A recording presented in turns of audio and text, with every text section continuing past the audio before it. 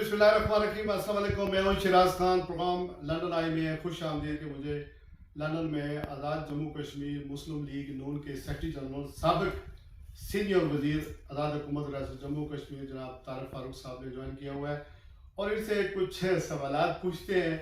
आज़ाद कश्मीर में एक हुकूमत बन गई, एक वज़ीर आज़म साहब बन गए, काबीना अनाउंसमेंट हो गई है, लेकिन फिलहाल उन्हें महकमे अलाट नहीं हुए। आज़ाद कश्मीर में आटे, बिजली, पानी का एक बहुत बड़ा बहरान है, महंगाई का एक तूफान आया हुआ है। आज़ाद कश्मीर के अफेयर्स क्या हैं, ये जो है रिसेंटली इनकी 2 साल पहले हुकूमत ख़त्म हुई, इन्होंने क्या कराए नुमायाँ सर अंजाम दिए। राजा फारूक आज़म साहब वज़ीर आज़म थे, 5 साल लोगों ने हुकूमत की, लेकिन अनफॉर्चुनेटली गुज़श्ता इलेक्शन में ये सिर्फ 7 सीटें जीत सके। इसके असबाब क्या है, इस पर बात करेंगे। चौधरी तारिक फारूक साहब, एक तो बहुत शुक्रिया आपका गुफ्तगू करने का। चौधरी तारिक फारूक साहब, आपने हल्का 7 बिम्बर से आपने इलेक्शन लड़ा था और जिस शख्स के खिलाफ आपने इलेक्शन लड़ा था, चौधरी अनवार उल हक साहब, वो पीटीआई के उम्मीदवार थे या मुस्लिम लीग नून के उम्मीदवार थे। वो अब आज़ाद कश्मीर के वज़ीर आज़म बन चुके हैं और आपकी पार्टी ने उनको असम्बली के अंदर वोट दिए हैं और पूरी पार्टी उनके साथ खड़ी हो गई है। What do you feel about this? सियासत में हर आदमी का ये राइट होता है कि वो अपनी पार्टी की जानब से या इंडिपेंडेंटली इलेक्शन कंटेस्ट करे। मेरे जो ये हरीफ हैं चौधरी अनवार उल हक साहब, ये इससे कबल भी मेरे खिलाफ इलेक्शन लड़ चुके हैं, इनके वालिद साहब भी लड़ चुके हैं, अल्लाह उनकी मग़फ़िरत फरमाए, राजा ग्रैंड साहब भी लड़ चुके हैं। तो इलेक्शन होते रहते हैं और इलेक्शन जो है उनमें उसको ज़िंदगी और मौत का मसला नहीं बनाना चाहिए, बल्कि अवाम की फलाह बहबूद के लिए जो है वो कोशिश और काविश होती है जो मिलजुल कर करनी चाहिए। जहाँ तक इस बात का ताल्लुक है कि वो वज़ीर आज़म बन गए हैं, वज़ीर आज़म अगर वो अपनी मेहनत से, कोशिश से, स्ट्रगल से, जदोजहद के ज़रिए वज़ीर आज़म बनते तो बहुत अच्छी बात थी, लेकिन वो एक साजिश के ज़रिए जो है वो वज़ीर आज़म बने। और साजिश उन्होंने बनी थी, पीटीआई के ख़िलाफ़ एक साजिश हुई और वो साजिश जो करने वाले लोग हैं, स्ट्रांग लोग हैं, ज़िम्मेदार लोग हैं, जो पूरे मुल्क की बागडोर पिछले 75 सालों में संभाले हुए बैठे हुए हैं, वही लोग हैं। और वही लोग आज़ाद कश्मीर के अंदर भी और पाकिस्तान के अंदर भी इस तरह के जाल बिछाते हैं और इसी तरह के मूवमेंट और एक्टिविटी करते हैं। और ये एक्टिविटी मैं पहले भी इसके बारे में बात कर चुका हूँ कि ये एक्टिविटी उनकी एक्टिविटी थी। पहले जब क्यों नियाज़ी साहब के खिलाफ वोट ऑफ नो कॉन्फिडेंस हुआ, वो रिज़ाइन कर गए थे और वो उनकी पार्टी का इंटरनल मसला था। मैं सियासी कारकुन की ख्वाहिश होती है कि पार्टियां इंटरनली अपने मामला सेटल करना चाहें और अपने अंदर तब्दीलियां लाना चाहें तो ला सकती हैं, लेकिन बाहर से मदाखलत करके दीगर पार्टियों के साथ मिल के लोगों को दबाव डाल के, लोगों का जो है वो नाटका बंद करके, फिर लोगों को जो है वो थ्रेट करके अगर आप हुकूमतें तब्दील करेंगे तो उससे नुकसान बहुत होगा जमहूरियत का भी, और जो ऐसा करने वाले हैं या करवाने वाले हैं उनका भी बहुत ज़्यादा नुकसान होगा। ये जो आज़ाद कश्मीर में हुकूमत है, ये हुकूमत उन्होंने कहा तो है कि मैं पीडीएम ने मुझे सपोर्ट किया, पीडीएम आज़ाद कश्मीर में आई नहीं। मुस्लिम लीग नून और पीपल्स पार्टी का एक असेंबली के अंदर इत्तेहाद है, असेंबली के बाहर इत्तेहाद नहीं है। और जैसे उन्हें क्लैरिटी दी है, वो अभी भी पीटीआई के मेंबर हैं। पीटीआई के बारे में और अपनी लीडरशिप के बारे में उन्होंने कुछ नहीं कहा, अपने आप को उन्होंने डिसएसोसिएट नहीं किया इमरान खान साहब से।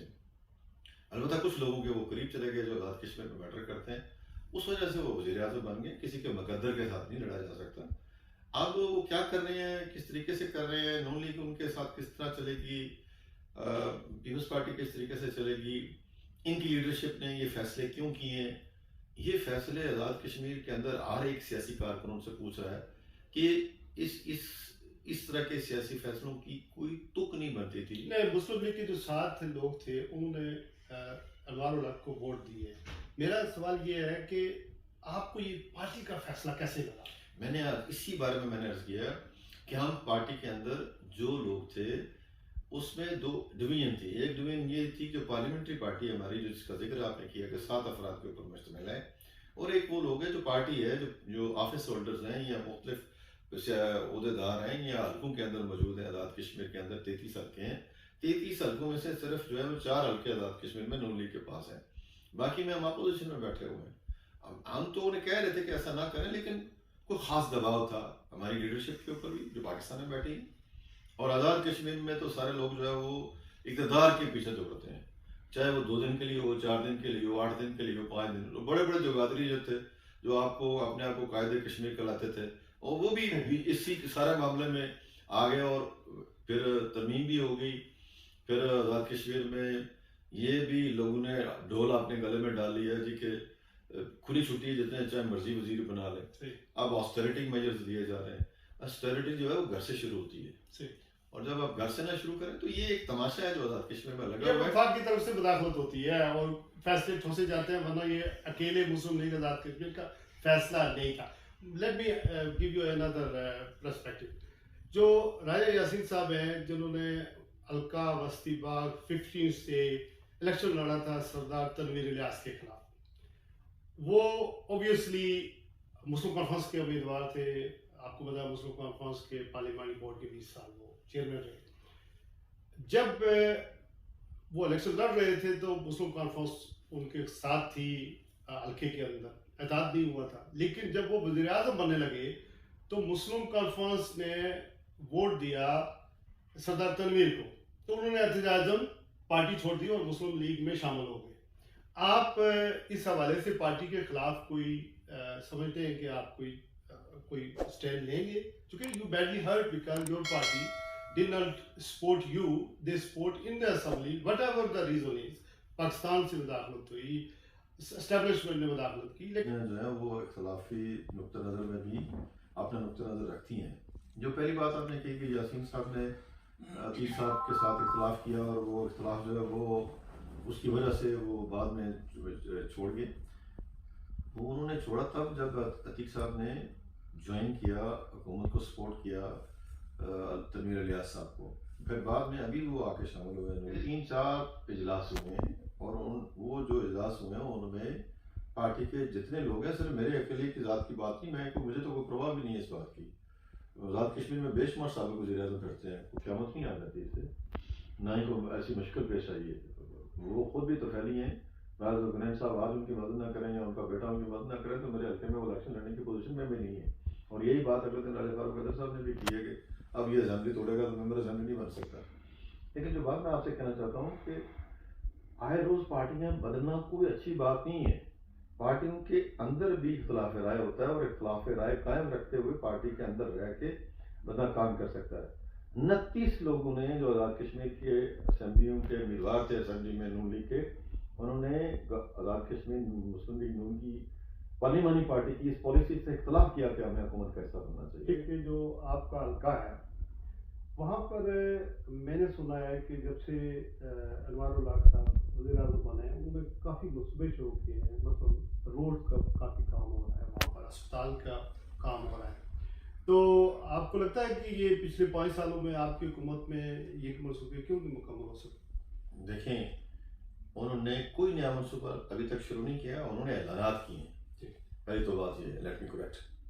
دوسری بات ہے کہ انہوں نے جو منصوبے پچھلی حکومت نے شروع کیے ہوئے تھے ان کو بند کیا۔ مثلا ٹیکنیکل کالج ممبر میں شروع کیا تھا، چائنا کی گورنمنٹ نے اس کو ٹیک اوور کرنا تھا، اور وہ ٹیکنیکل کالج میں لوگوں نے جو ہے وہ ہنرمندی کی تعلیم حاصل کرنی تھی، وہ بند پڑا ہے۔ ہاسپٹل میں ہم نے 50 بیڈ کا ہاسپٹل جو ہے وہ اور بنانا تھا، اور وہاں پہ جو ہے وہ ہارٹ کے مریضوں کے لیے فیسلٹی دینی تھی، انہوں نے کہا کہ میں 600 بیڈ کا بناؤں گا۔ اب 600 بیڈ کا ہاسپٹل جو ہے وہ آزاد کشمیر میں کسی جگہ نہیں بنا۔ تو یہ ایک یوٹوپین سارٹ آف جو اعلانات ہیں، ان کی کوئی حیثیت نہیں، انہیں خود پتہ ہے انہوں نے کتنے دن کے لیے وہ آئے ہیں۔ تو وہ یہ ایک چیپ ایکسرسائز ہے جو لوگوں کو خوش کرنے کے لیے فار دا ٹائم بینگ ہے۔ ابھی تک تو کوئی سڑک انہوں نے ممبر میں نہیں بنائی، بے شمار سڑکوں کے انہوں نے اعلانات کیے ہیں، اور سارے آزاد کشمیر کے فنڈز وہ لے کے آئے ہیں، اور پلاننگ اینڈ ڈیولپمنٹ ڈپارٹمنٹ کو کہا ہے کہ صرف میرے حلقے کے منصوبے جو ہے وہ دیے جائیں۔ وہ منظوری کے پروسیس میں جب وہ شروع ہوگا، لیکن یہ بھی ایک غلط پریکٹس ہے۔ راجہ فاروق حیدر کو میں کریڈٹ دیتا ہوں ان کو کہ انہوں نے ڈیولپمنٹ کے فنڈز آزاد کشمیر میں یکساں جو ہے وہ پورے آزاد کشمیر میں لگائے، کسی ایک ممبر کو اضافی فنڈز نہیں دیے اور نہ خود لیے، بلکہ آپ نے حلقہ جو ہے اس کی طرف انہوں نے توجہ نہیں دی۔ لیکن یہ ہے کہ یہ صاحب جو ہیں یہ تو ان کو پتہ ہے کہ 6 ماہ کے لیے ہیں، 2 ماہ کے لیے ہیں، 3 ماہ کے لیے ہیں، پارٹی کا بھی انہیں کو پتہ نہیں ہے۔ کنگز پارٹی جن لوگوں نے بنانی ہے اس کے وہ صدر بنیں گے، یا بیرسٹر صاحب بنیں گے، یا کوئی اور صاحب بنیں گے۔ یہ ایک لمبا کو پلان ہے، اور پاکستان کے پلان کے ساتھ ملتا جلتا ہے۔ اور اس کے پیچھے جو ساری باتیں وہ 5 اگست 2019 والی ہیں، اور وہ اس کی تکمیل ہونی ہے. جو اپنا سال پیش کرے گا اس کو جو ہے وہ آگے کنٹینیو کیا جائے گا. گفتگو ہو رہی ہے چودھری طارق فاروق صاحب سے.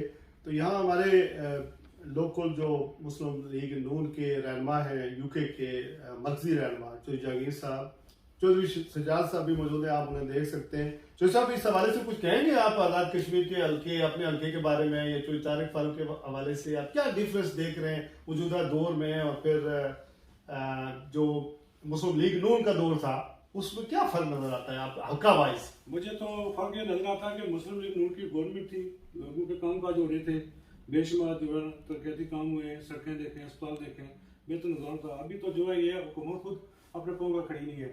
تو یہ دیکھتے ہیں کیا کرتے ہیں. اعلان تو بہت ہو رہے ہیں. آپ یہ کہتے ہیں جتنے پرائم منسٹر صاحب یہ فنڈ لے کر پیمبر میں آ رہے ہیں، اگر لے آتے تو میں سمجھتا ہوں کہ پیمبر کے لوگوں کی خوش قسمتی ہے. تو ویسے بھی اعلان تو ویسے لوگ سنتے رہتے ہیں، لیکن یہ پایا تکمیل تک پہنچیں گے تو پھر ہم کہیں گے کہ انہوں نے کوئی اچھا کام کیا. چودھری طارق فاروق کی آپ حمایت کریں گے آئندہ الیکشن میں؟ چودھری سردار صاحب جناب ہم تو جانی مالی اور سب کچھ چودھری طارق فاروق صاحب اور چودھری رخسار صاحب کے ساتھ ہیں. Thank you very much. آج کے لیے بس اتنا ہی. چودھری طارق فاروق صاحب سے لمبی گفتگو کرنی ہے، لیکن یہ ایک لمبا انٹرویو جو ہے وہ کسی دن پھر آپ کو سنائیں گے. آزاد کشمیر کے بہت سارے معاملات ہیں، یا آزادی کا بیس کیمپ بننا تھا اس کو، ہماری لیڈرشپ جو ہے وہ کس طرح بیچاری کبھی وہ بڑی گالا کی طرف دیکھتی ہے، کبھی جاتی عمرہ کی طرف دیکھتی ہے. چودھری مجید صاحب کہا کرتے تھے ہم تو بڑی خدا بخش کے جو ہے وہ جو مجاور ہیں، تو اب کسی اور طرف کسی اور طرف دیکھتے. تو اب یہ پنڈی، مری، لاہور، بڑی گالا اور پھر گڑی خدا بخش، اب تو مظفرآباد میں دفتر موو ہو گیا. مری ڈائریکٹ نہیں جانا پڑتا، راستہ نہیں جانا، ڈائریکٹ مظفرآباد ہی جانا پڑتا ہے، پنڈی سے فیصلے کروانے پڑتے ہیں. آپ لوگ بہت سارا خیال رکھیں کہ آج کے لیے بس. السلام علیکم و رحمۃ اللہ.